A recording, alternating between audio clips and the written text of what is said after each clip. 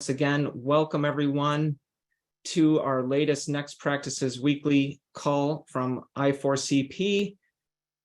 Great to see so many returning names and faces. Thanks for introducing yourself in the chat. Please keep the chat open. We'll be using that throughout the day. We always get a large audience for these events. And so everyone, except for myself and my co-host and our special guest, who we'll be getting to in a moment, will stay muted. But we encourage you to use the chat, ask questions, make comments for our guest. Once again, welcome to I4CP's Next Practices weekly call series. If you're not familiar with I4CP, we are the Institute for Corporate Productivity. We're a human capital research firm. We discover the people practices that drive high performance. What we mean by high performance are those organizations that excel in revenue growth, market share, profitability, and customer satisfaction, for sort of normal metrics that organizations usually gauge themselves by. But what we like to do in our research is really dive into the human capital practices that they use and see where the top quartile, those high-performing organizations, are doing things a little differently than lower-performing organizations. And we do that through our quantitative studies. We do that through interviewing HR leaders, like many of you on the call today. We're also a member-driven organization, so special welcome to anyone who's with one of our member organizations. What you see here is just a small sample of the several hundred member companies, member organizations spanning government, nonprofits, NGOs, and of course the commercial sector.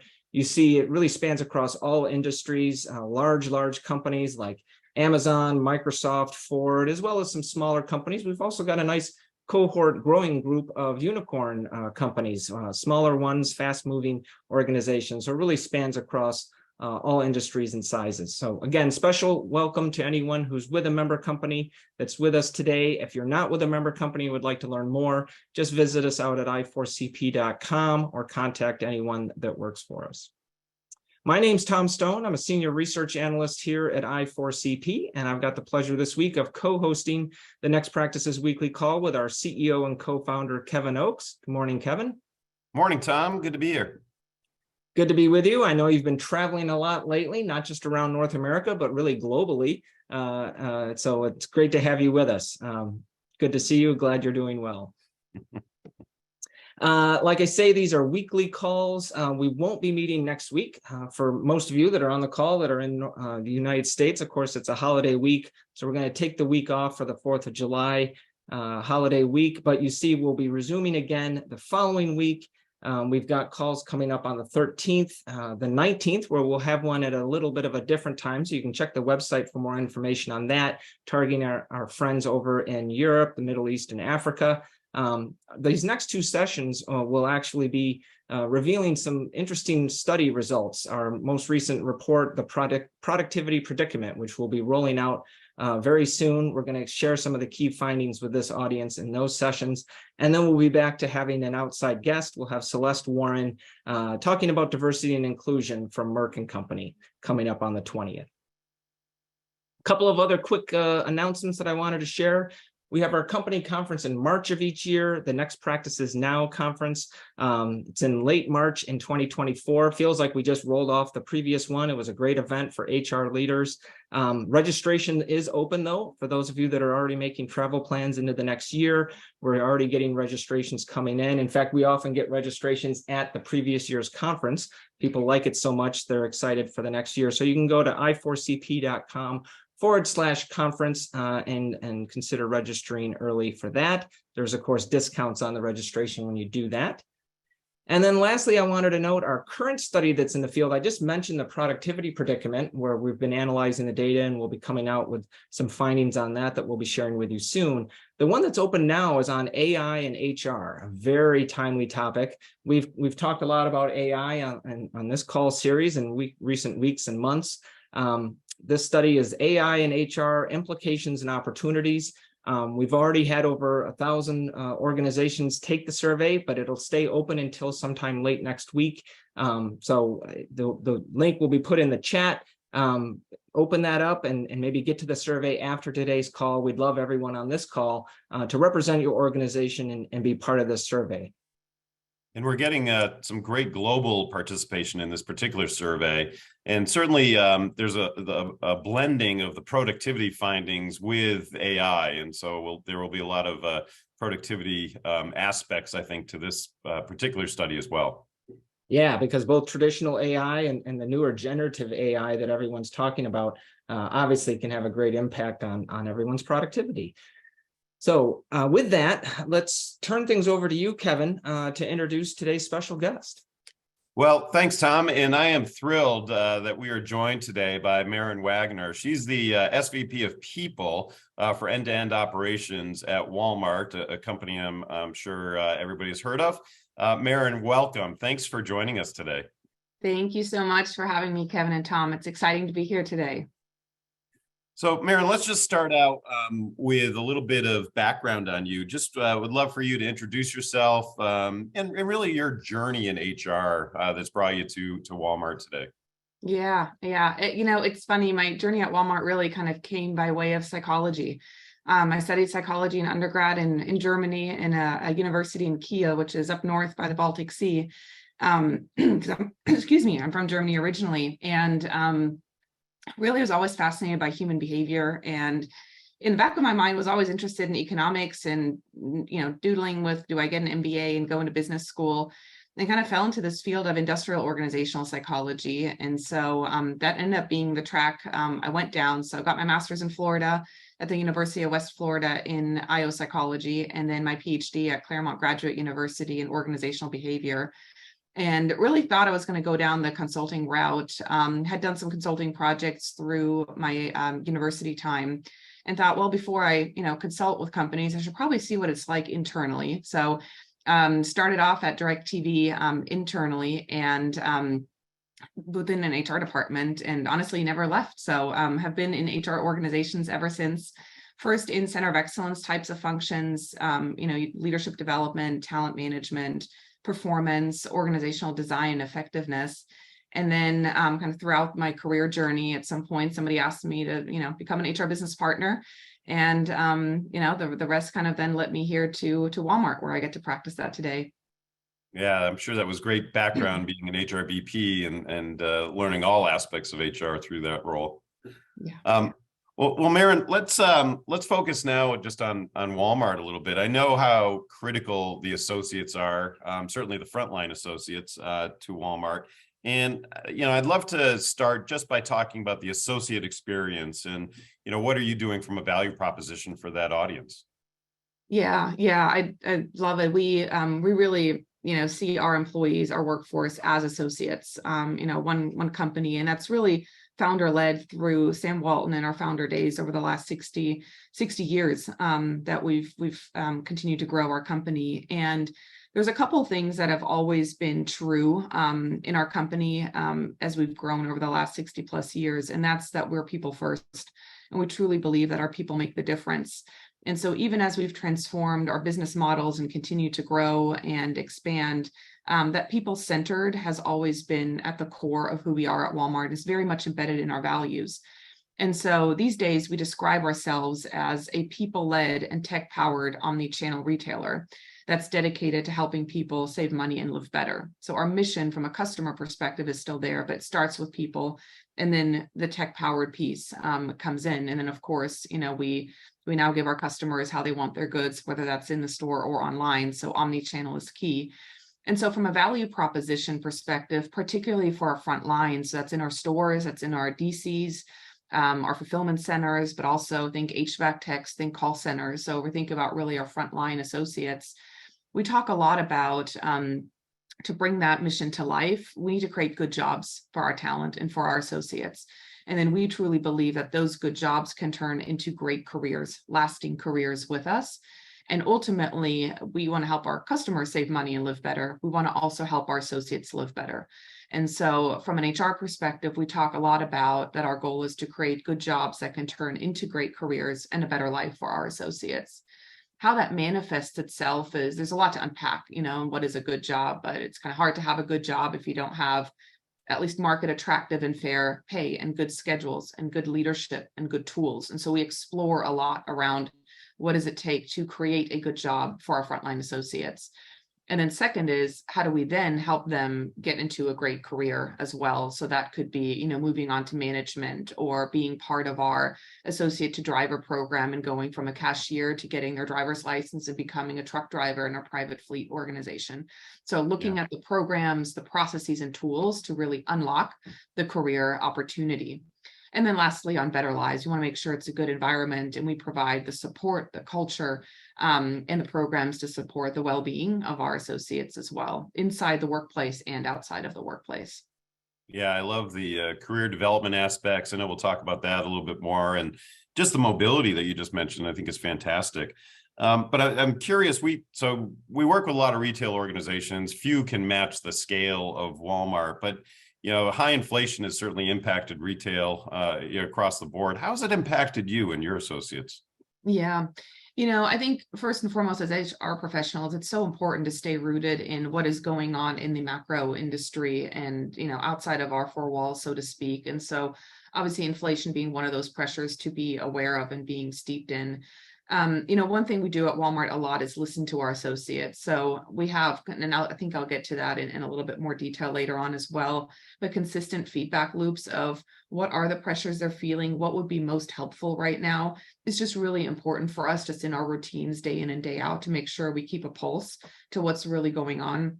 But specifically what we've been able to do as recent as this year, as well as we think about inflationary pressures is the market moves on pay, just as an example. And so if we say we want to be market attractive in terms of pay across all of our jobs, we need to make sure we're really close with our compensation partners and working through what that is and continues to look at that. And so we just made recent investments in our front line to 14 as our minimum facility start rate in our front lines. And also our average hourly wage now being more than $17.50 across the US business. And so of course, that's important, but it's not the only thing. And so financial health is important as well. And so giving tools to make the most out of the dollar and their earnings. So that's financial literacy tools, that's checking credit scores, those types of things and programs are particularly important in this time. And then lastly, what I would touch on is, inflationary pressures is mental health stress as well. And so staying really close to what our associates are needing at this time of stress and providing counseling service, mental health support, looking at time off programs as well to make sure that we are not adding stressors, but in fact reducing stressors, particularly in a stressful time where things might be out of our control from a macroeconomic perspective.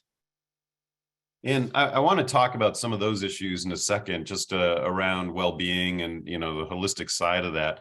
But I'm fascinated by the career development side that you've been providing for some time.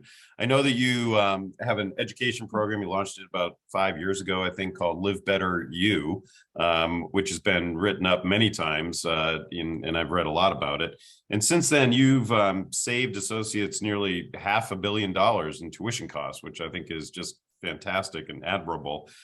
You've had more than 100,000 associates participate in the last 5 years in that program. So tell us a little bit more about it and your partnership with higher ed institutions around it. Yeah, no, I appreciate you asking. It's such an important cornerstone and program for us. And so we've launched about 5 years ago. So it's been in place. And you mentioned some of the stats already. We actually, at first it was $1 a day. And we actually found through associate feedback, even though $365 doesn't seem like a lot a year for higher education, it was still a barrier to entry. And so we've been continuously to evolving the program as well and actually removed that barrier of entry. So it is 100% covered for, including tuition and books as well for our frontline associates. So we made that decision and actually found a continuous uptick in the program since we did that, because our associates, every dollar matters, and we wanted to make sure that we 100% account for it. We've continued the expansion of the types of certifications and programs. So as we think about workforce planning, skills of the future, being really clear on whether it's product development and management or data sciences or supply chain automation, being very deliberate in what are the skills most needed to help our associates continue to retool and reskill and stay fresh with what's needed in today's environment and for the years to come. That includes recently expanding and partnering with our local University of Arkansas as well. And so We have about 26 universities that we're partnered with, and we continue to look at that and continue to expand those programs, including as well to Canada as well. So not just the US landscape. What's really interesting in terms of some of the results and data is, in addition to actually saving the dollars, of course, that you'd mentioned, we're actually seeing a business impact in terms of retention as well. So those associates who participate in our Live Better You program leave the company at a rate like 4x less than those who do not participate. And so as we think about retention and battling turnover and making it just a great place to continue to grow a career to our mission, this is a cornerstone program for us. Well, and that's a huge stat, 4x less. You're improving retention 4 times through the program, and you've always been at the forefront of that. I remember doing a study on with Upskill America a while ago, and just looking at the upskill programs that companies have had, and Walmart was front and center with some of those programs. So kudos to you on putting those programs in place and giving your associates just some great options, it sounds like, for continuing ed. Now, I mentioned we wanted to get back to a holistic well-being and just talking about the well-being of the workforce.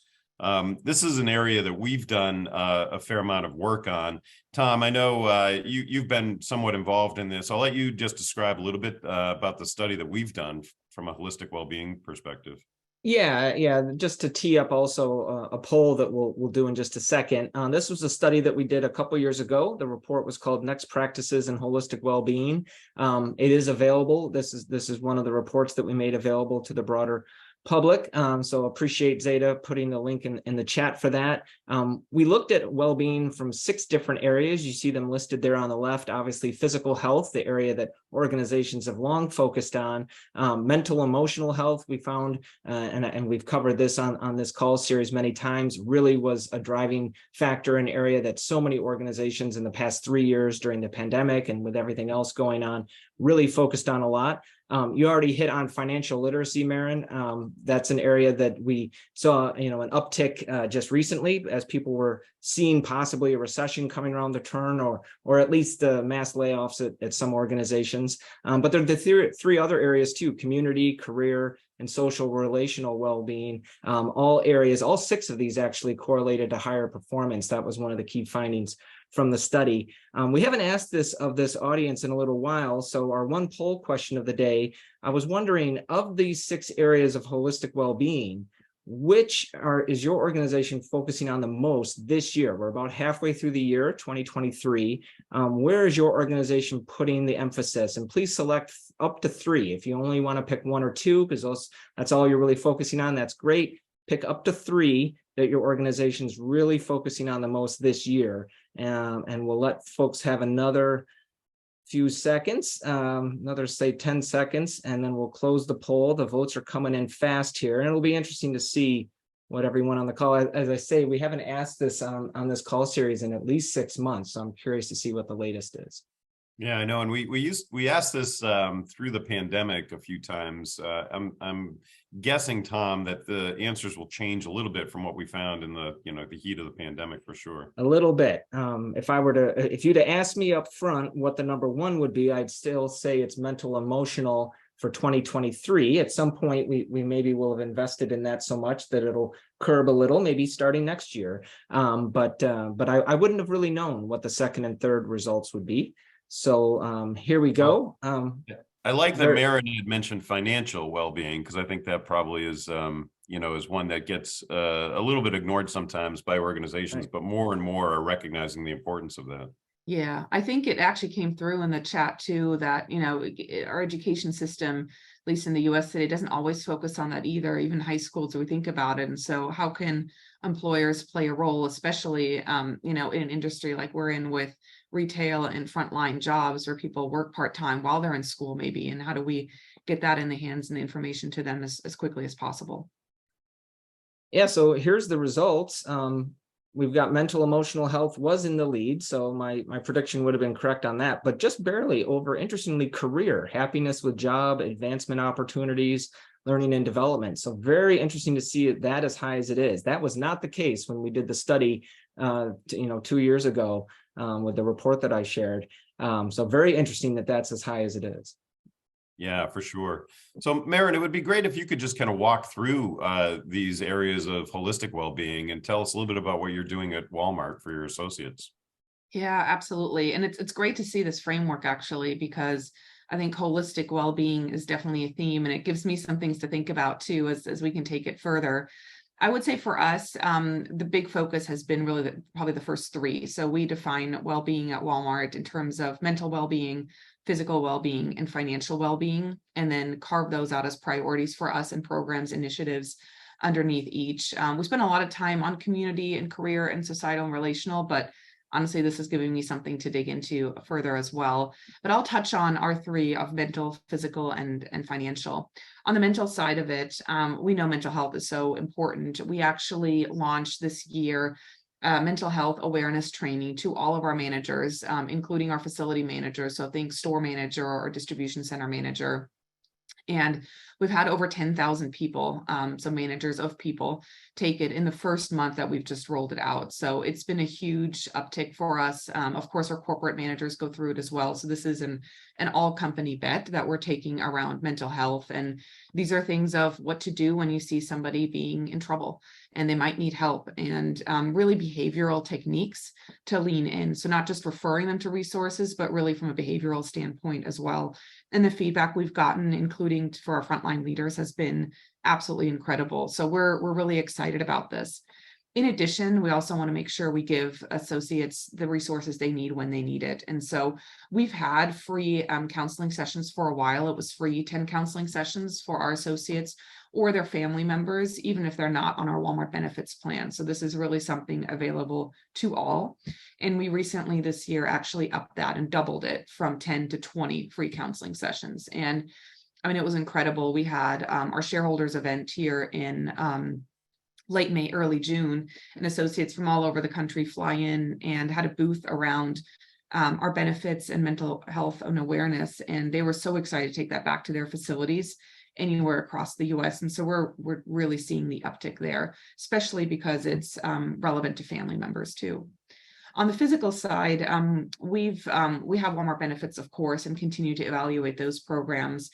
But I would say a couple of new things we focused on recently has been extended parental leave. And so we can now get up to 22 weeks of paid leave for family members who are welcoming newborns to their family. And so that expansion has been important.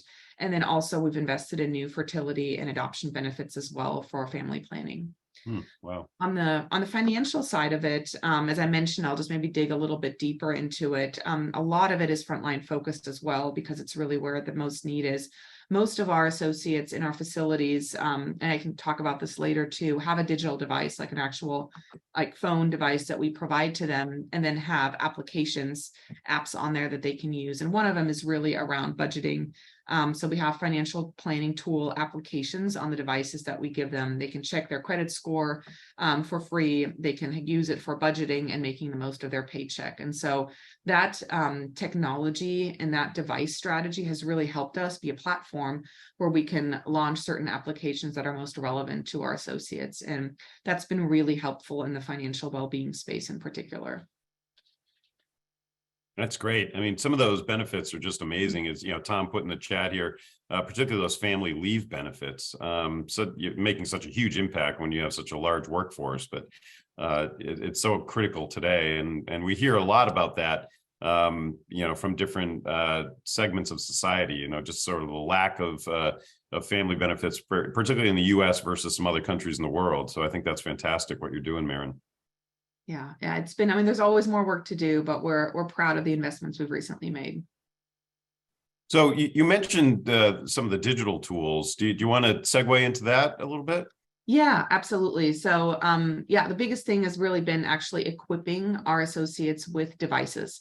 And that's all of our associates, hourly as well. So this really helps them do their jobs better. So some of it is, it's really a tool to help them. So if you think about good jobs and what creates a good job, having the tools and technology to do your job is a critical part. And so that could be things like how we scan inventory. So literally, the application could be how we scan and Yep. do inventory management. But it also is a platform for our kind of more HR people related types of things, as I mentioned, like financial well-being. A couple of things I would just call out of how we use it is, clocking in and out as well. So as we think like mobile clocking and technology for their, we used to have, paper sheets in the back room of a store where people had to, sign in, clock in, punch Sure. in, so to speak. And we can do that digitally now in a much more efficient way. So those have been huge. Voice activated personal assistant comes to mind as well to locate merchandise, get answers to questions, get a hold of leaders. It's also been a really good leadership development and enablement tool, because if I'm a team lead in a store or a distribution center, I can look at my roster and say, Kevin's been with us for 1 year and today's his 1 year anniversary. And, I might want to stop by his work area and congratulate him or call that out in a huddle. So as we think about the environment we're creating for our associates, the tools have been really helpful from that perspective too. So I would say kind of threefold has been really the purpose of it. One being just simplification of doing your job easier, Yep. whether that's scanning merchandise or doing something in our distribution centers or clocking in. Second one being tools for myself as an associate, like financial literacy. And then third being creating a positive environment amongst the local team. So especially between associate and their manager. And, in this era of, as we talked about flexibility, it sounds like there's even a little bit of flexibility that the tools are providing to some of your frontline associates as well, that they can, take a little bit more control over their schedules, right? Exactly. We really want to empower our associates and push decision making to, the lowest we can in the organization. It's really hard, the bigger you become as a company, to push decision making up and become bureaucratic. And I mean, it's really hard to manage, the local customer experience of 4,700 stores from, Bentonville, Arkansas. And so pushing that decision making to our associates who know best how to serve our customers is absolutely something that that we see as part of creating a good job for them as well, and ultimately actually helps our customer experience. Any other impacts that you're recognizing from those digital tools? Yeah, I mentioned customer experience, so that is definitely top of mind for us. But I would say from an associate perspective, the two I would call out is one, of course, just generally, which is good for business as well, as we think about a people strategy supporting the business strategies on productivity. So just, the time spent, especially if you think about like a fulfillment center, which are huge buildings, to go from one area to another area, if we have tools and technology to help enable that, it makes for a better associate experience, because I'm not, carrying huge weight or walking a ton of steps, but also actually is more productive in terms of what I do with the time. And then from an associate perspective, we really care about two main outcomes. I mean, there's a lot we look at, but two main outcomes that I'm focused on with my team, which is really around engagement and turnover. So hopefully people want to stay with us, we retain them. And then as they stay with us, they're happy and engaged to stay with us. And so that's been really good to align that with the business. And we do know that turnover outcomes directly correlate with business outcomes and customer outcomes. And so those are really the things we're paying attention to, and have mechanisms in place on a weekly basis to track that, discuss that, and continue to hone in where we have opportunity.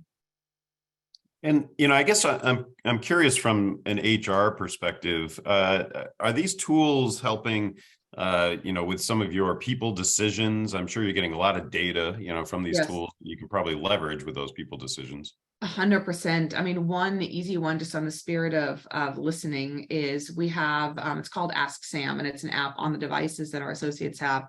They literally can just, pop in an idea or a question, and all of that data on the back end, which can be quantitative in terms of survey, but also qualitative of somebody typed in or spoke something. We can use natural language processing today in the back end, aggregate all of that data. And I actually get a monthly feedback report from the team that puts this together, where it says these are the top themes that came out from the Ask Sam app on a monthly basis. Things are most liking this, disliking this, and then we put action plans in place to address that feedback. But that's like one live example that we do, and it's really been an unlock for us. That's great. I'm a big fan of using NLP for big audiences like you have. And is that something you've developed internally, or have you done sort of a combination of partnerships externally and internal development? Kind of a partnership, but we actually do have some capability on NLP internally as well that we've developed. So we definitely want to continue to build our own capability. But we're so big, we do have some strong partnerships as well. Yeah.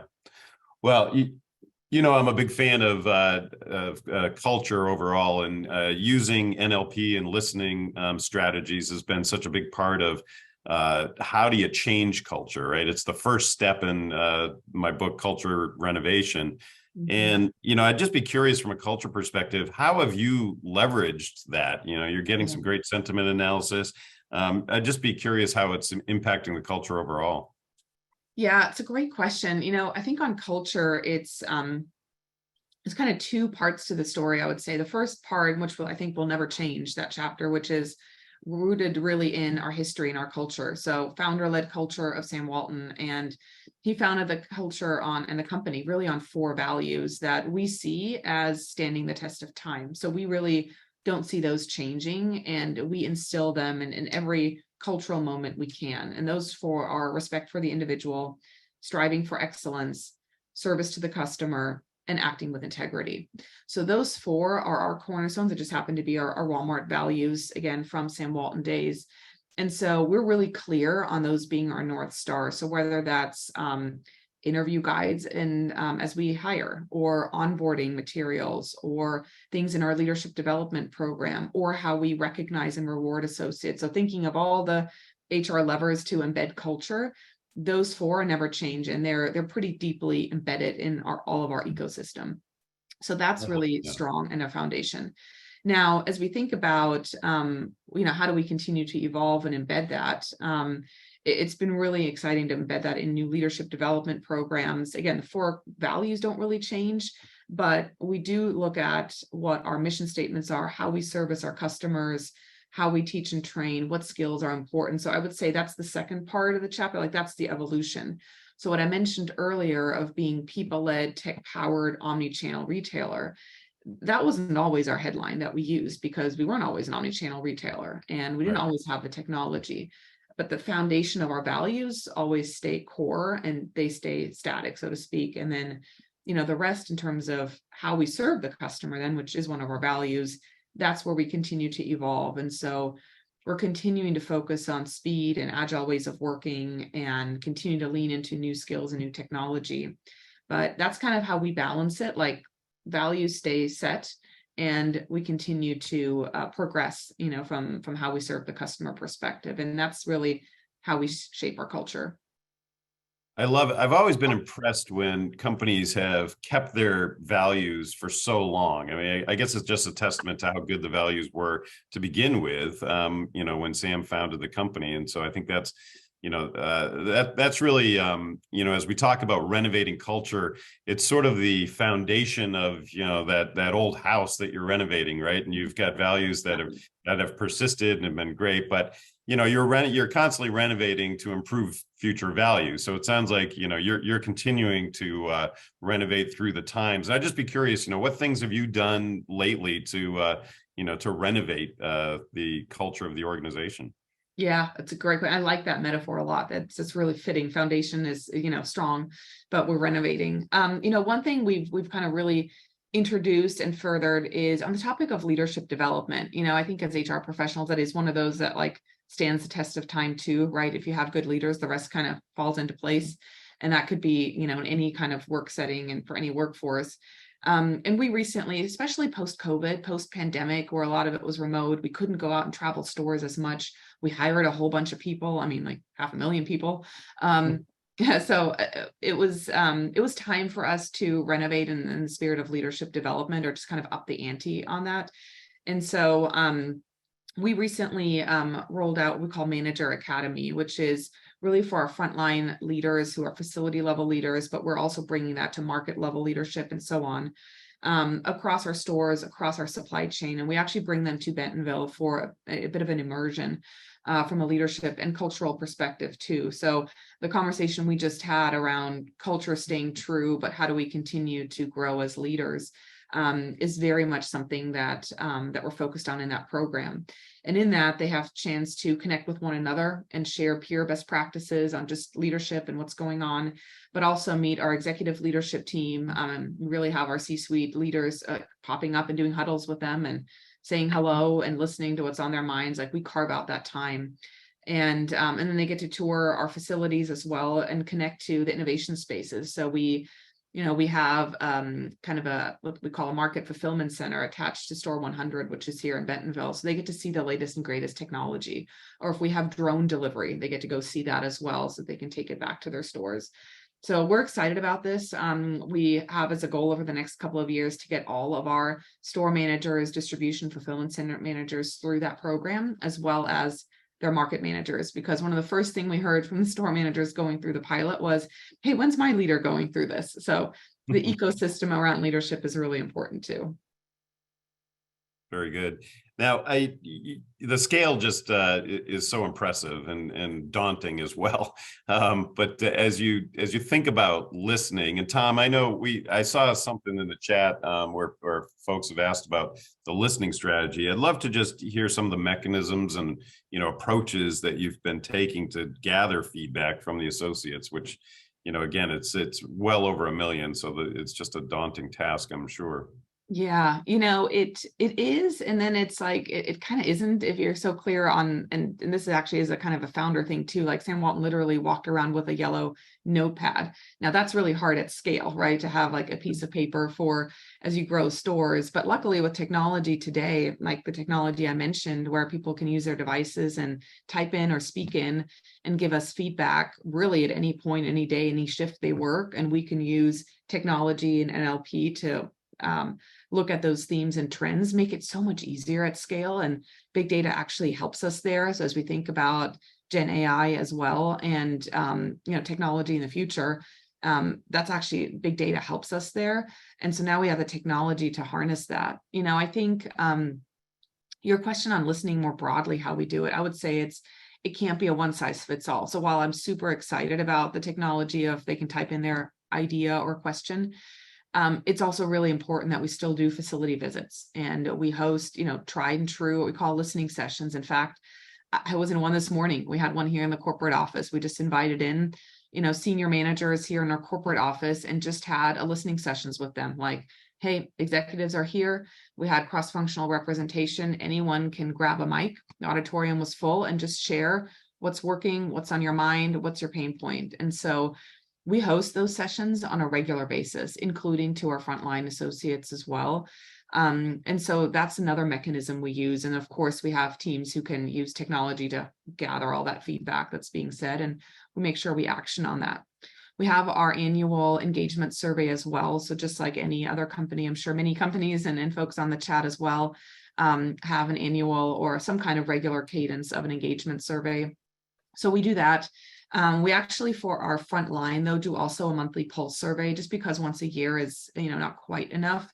And so we do a subset of our questions just on a monthly pulse. We don't, like mandate participation there, but it's just a quick, open door, if you will, that people can on a monthly basis kind of gut check with us and give us their feedback. And so those are all the things we do. So whether it's the monthly pulse surveys, whether it's the annual big survey that we do across the enterprise, whether it's facility tours, whether it's listening sessions, or using technology to solicit ideas, those are all kind of signals, right? We're picking up across and then synthesizing to make sure they're actionable. I think that's been the biggest thing for us, is how do we at scale communicate the actions? And you said, we heard, right, has been kind of a headline for us, and how we continue to work through that.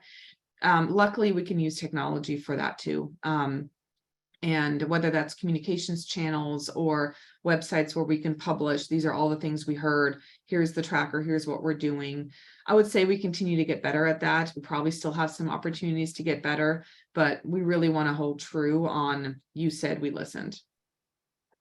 And that's so critical, right? Taking actions on what you've heard. Have there been many learnings of late from some of those listening sessions? Yeah, a couple that come to mind. One has been actually the vests that our associates wear in the stores. They gave us feedback that the former material was like hard to clean and not breathable. And we didn't have all the different shapes, sizes, and we think about accessibility and folks with disabilities as well, whether it's hearing impaired or visual impaired, or if you're an expecting mother and need maybe a different size. So we got a lot of feedback on the vest. And so we've pilot tested based on their feedback a new vest, and we're in the process of rolling that out.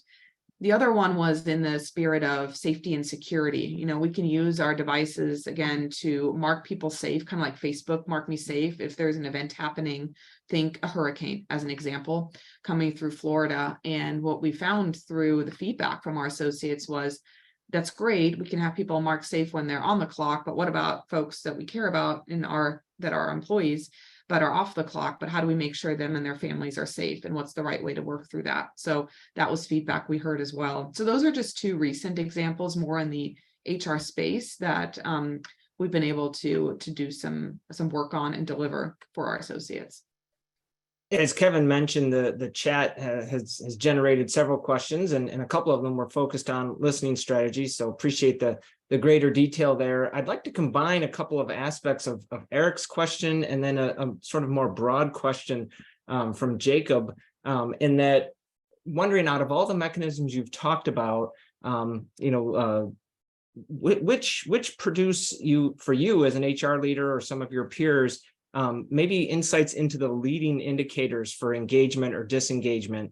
You're such a huge company. There's things that happen in society, some of which are negative and could negatively impact the employees' engagement level or experience. Which out of all the things you've mentioned, natural language processing on the Ask Sam app, or the huddles in the store, the engagement survey, all the different things, which ones help you get ahead of the curve on some of these things? Yeah, it's a really great question. And I would say combining all the data on listening and engagement together with just doing really good people analytics work around drivers of turnover or drivers of retention, right? And I'd kind of add that to the question. The top three things that just I've seen in the data come up and that we hear from our associates is one, it's a little bit like Maslow's hierarchy of needs, right? Like, you got to make sure the basic foundation is there. And so make sure it's market attractive pay and benefits, and hygiene factors are covered there. Next step, usually what we hear is around tools. So if there's friction to do my job today, that's a pain point, right? That would make me go somewhere else or make me disengaged if I feel like it's just too hard and difficult to do a job. So tools and technology, especially to do the job, is probably usually the second thing that comes up. And then the third one is really around what I'm going to like career and leadership kind of combined. A lot comes up on career, which has been why our big focus also has been around whether it's Live Better You in that program or a career path thing, but transparency on career paths, career conversations. And so it's interesting to see that come up in your well-being framework as well as one of the big focus areas. And then, I think this is probably a tried and true one, but like people leave, usually don't leave companies, they leave a bad boss. So leadership is the other piece. And we still hear a lot about that as well. So that's kind of how I would see is like basic hygiene factors. Do I have, the paycheck in order to feed my family type of thing? Is my job, do I have the tools to do my job? And then can I grow a career and have supportive leadership? Those are usually the things we see. And we see that in terms of turnover drivers too. Now that manifests itself sometimes in things like, do I have career progression and see that? And so those folks who, for example, as I mentioned, take part in our Live Better You program are more likely to stay, right? Because they're embedded in some of our programs. So we see that correlation there. Other one is just like scheduling and attendance. I'll put that in like the hygiene factors, but can I get my time off when I need it to take care of my family, get my kid to school, go to my, nephews and nieces' graduation. Those things are really important and combines with leadership because the conversations we have around that. And your HR team gets involved in so many of those different aspects that you just mentioned, Maren. I'm curious, if we shift a little bit to thinking about your HR team, what are you looking for, from a skills perspective or attributes of your HR team? What are you looking for going forward? Yeah, it's a great question. Something I'm really passionate about as well, especially having come to the HR space through maybe non-traditional ways. I think to me, first and foremost, like HR is there in service of the business strategy. And so being a business partner in the truest sense is first and foremost that. Like it's because otherwise you can get into the, doing HR programs, but in service of what? So what exactly is it driving? And so having a keen sense of the business and curiosity to continue to learn the business and what's happening with competitors, I think is first and foremost a requirement. And second then is kind of business advisory and coaching. So executive coaching and advisory in that type of role is really critical as well. And so having those types of skills. The other three that come to mind, maybe more functional, are talent management. I think especially in today's world, how we select talent, how we manage talent, how we promote succession plan, CD&I goes into that as well, but talent management broadly. And what I mean by that is both at the individual level, like being able just to have a really good career conversation with somebody, but also being able to zoom out and create systems, programs, tools at scale at a macro level that then are scalable throughout an organization. Workforce strategy and planning comes to mind too, especially in today's world as we think about emerging skills, what's coming up, shifts of workforce trends, planning ahead in AOP, annual planning cycles, long-range planning cycles. Yep. And then lastly, I would say kind of the employee experience. Like I do think it's kind of hard to be an HR professional. You don't really care about people as much. And so care, listening, empathy, and then again, micro, like one-on-one, but also what are the systems at scale that harness that type of environment. So those are some things that come to my mind. And just building on that employee experience side, I know, Tom, we've had a few questions that probably touched on that a little bit, and I want to make sure we leave a little bit of time for some of those questions. Yeah, let me surface a couple things. One, just a quick follow-on to the discussion we were having on listening strategy. When you do pulse surveys, I take it that's not something that's all employees. When it's a pulse, is that just a percentage, like 10% of employees each month? Yeah, representative. I'm with a lot of associates. So for us, like significance is like 10 to 15%. So for the pulse surveys, that's usually what we kind of target for. Gotcha. Very good. Thank you. That was a question that Mary had in the chat. And then Cecilia had a question, not something we had talked about for today, but it's something that's on the minds of a lot of our member companies, and that's just performance management processes. That's something that in the early days of the pandemic, say 3 years ago, sort of set aside for a little while, but it's coming back around. A lot of organizations relooking at their performance management process. It's something that our productivity predicament report that I mentioned earlier that we'll be sharing some key findings on, touches on in some ways. So just curious, at such a huge organization like Walmart, even at smaller companies, performance management can be sort of a daunting process. Yeah. How do you go about it? What are some key highlights there? Yeah, I'll be honest, I don't think we've got it all figured out there either. I'm sure as many organizations. So it's a really relevant question. I would say maybe for this conversation, what we're dabbling with, and we're still like piloting and testing. So this is not really something we have at scale yet, but how we're thinking about it is if we have and I'm talking kind of frontline associates, but you could do that as well for corporate associates, for anybody really.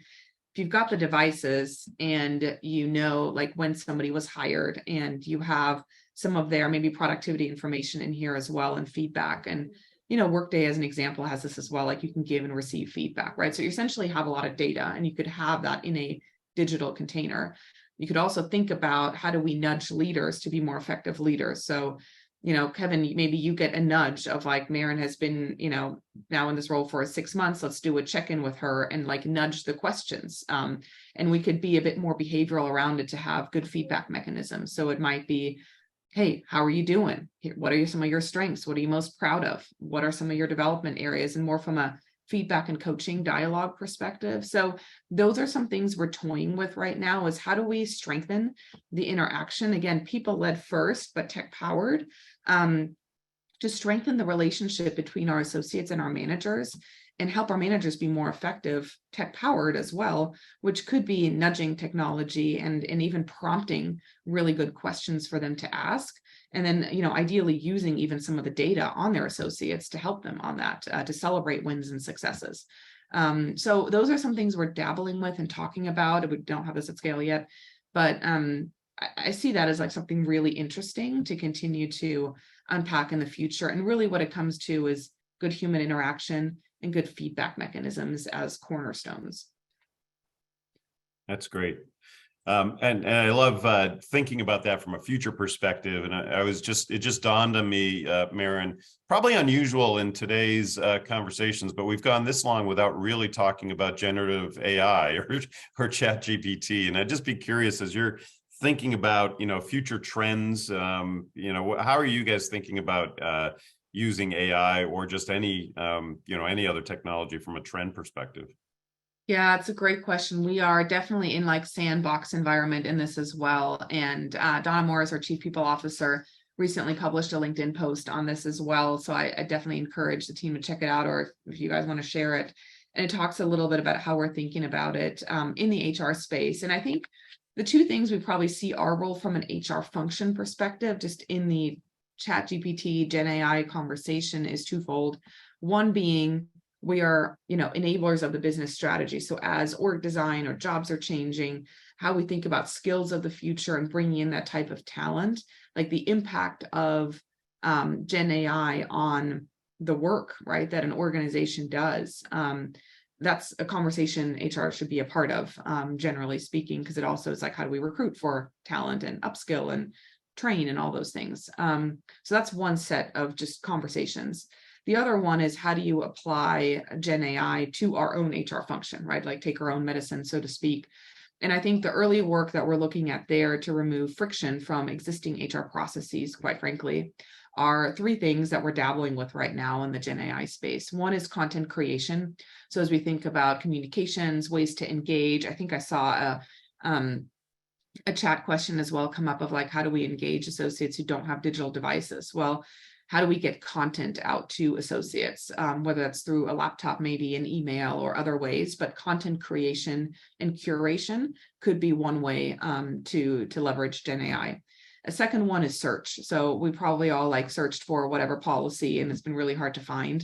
So as we think about just search as a functionality and capability on any like intranet that we might have, we can use Gen AI there and help with our, benefits policies and how people find the answer they need when they need it in a much more effective way. And then lastly, kind of dovetails a bit, is on self-service. And so people just have any kind of questions. I mean, chat bots are already kind of the norm, whether that's, hey, how do I open up a rec in Workday because I have to hire somebody? But we could, up that with Gen AI as well to make self-service an even better experience. So those would be kind of the three areas in our own sandbox, so to speak, in HR space that we're dabbling with. That's great. And Donna did have a great article on this. So I do encourage people to go out and look at that. I don't know if Zeta, if you maybe you've already done it, but if we could just post a link to Donna's article, that would be great. Tom, Mary Evangelista had an interesting question. I'll let you go through that. Yeah, so thanks, Mary, for adding this to the chat. Obviously, a company as large as Walmart, there's stores in so many different communities. There's going to be different challenges in different locations. So I'm curious, how do you handle whether it's recruiting challenges or performance challenges or just anything differently and sort of, particular to each location, while at the same time wanting to have scalable processes that can apply to all? Yeah. Yeah, I think that the kind of guiding principle that comes to mind for me there is common where we can be and different where we have to be. And so that kind of gets to our kind of global, local, type of decision making. And so where can we be common? We probably don't need different, HRIS systems across 4,700 different stores.